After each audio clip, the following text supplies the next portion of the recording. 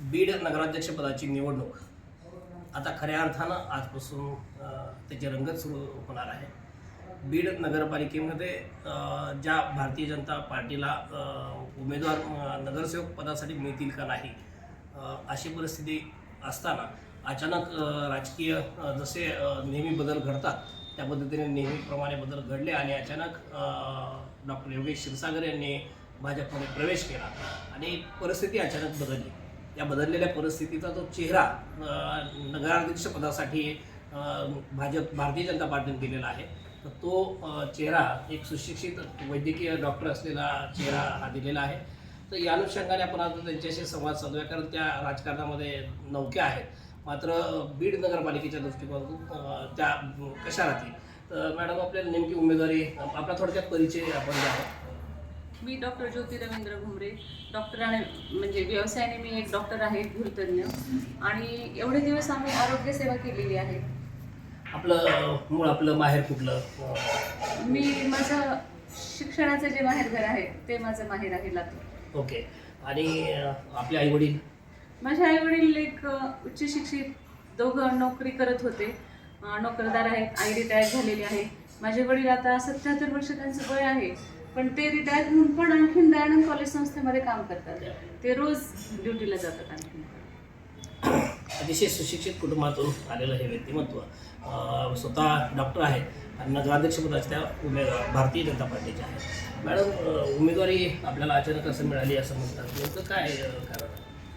उमेदवारी अचानक मिळाली म्हणजे आमची सेवा ही डॉक्टर सेवा ही आरोग्य सेवा होतीच, आणि जे भारतीय राज्यघटनेचे शिल्पकार डॉक्टर बाबासाहेब आंबेडकर यांनी जे महिलांना आरक्षण दिलेलं आहे त्यामुळे मला ही उमेदवारी मिळालेली आहे. आणि भारतीय जनता पक्ष हा एक चांगला पक्ष आहे, विकासाला घेऊन जाणारा पक्ष आहे, आणि त्या पक्षाकडून मला उमेदवारी मिळते त्याच्यामुळे मला आनंद झाला. आणि जे समाजसेवा होती आरोग्य सेवेच्या दृष्टीने ती एक व्यापक प्रमाणामध्ये करता येईल, म्हणजे बीडवासियांना त्याचा मला म्हणजे माझा त्यांना फायदा होईल या उद्देशाने मी याच्यामध्ये आले. या निवडणुकीला सामोरे जात असताना आपल्या समोर काय विजन आहे? आपण कोणते मुद्दे घेऊन आपण नगराध्यक्ष म्हणून आपण जनतेसमोर जाता? एक आदर्श सिटी, सुनियोजित सिटी करण्याचा प्रयत्न करू, आणि ज्या आपल्या देशामध्ये भारतीय जनता पार्टीचा सत्ता आहे, राज्यामध्ये त्यांची सत्ता आहे, नरेंद्र मोदींनी केलेलं आपण विकास पाहिलेला आहे. महाराष्ट्र राज्यामध्ये आपले माननीय मुख्यमंत्री देवेंद्रजी फडणवीस साहेबांनी जो आपला विकास केलेला आहे तो पाहिलेला आहे, आणि त्यांच्या मार्गदर्शनाखाली आता योगेश भाई आहेत, सारिकाताई आहेत, या पण विकास करतीलच, आणि आपण त्यांचा पाठपुरावा करू, आणि त्या दृष्टीने आपण जी गल्ली ते दिल्लीपर्यंत जी सत्ता गेलेली आहे आणि तो विकास आपण दिल्लीतून बीडच्या गल्लीपर्यंत पोहोचवू, हा एक विकास आहे.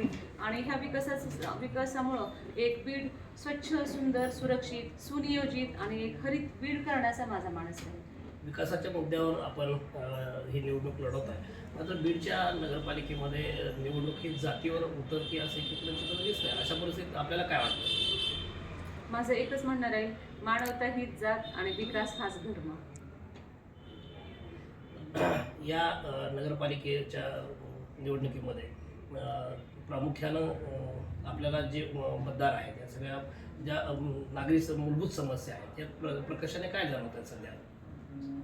मूलभूत समस्या म्हणजे ज्या आपल्या मूलभूत गरजा असतात, पाणी असेल, स्वच्छता असेल, कचरा असेल, ते आम्ही सुधारण्याचा प्रयत्न करू.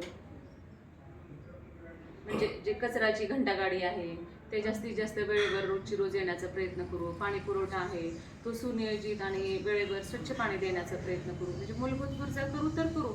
आणखीन आमच्यासमोर मोठं विजन आहे, त्याच्यामध्ये आम्ही आणखीन अपग्रेड करण्याचा प्रयत्न. वैद्यकीय सेवेसोबतच आपण सामाजिक कार्यात देखील सक्रिय आहात.